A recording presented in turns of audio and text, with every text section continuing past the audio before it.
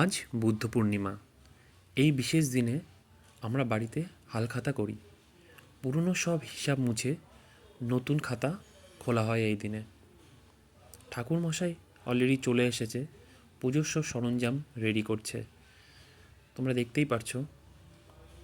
সাথে সাথে আমার মা, কাকিমা, বড় মা, বাড়ির সবাই মিলে প্রসাদ তৈরি করছে।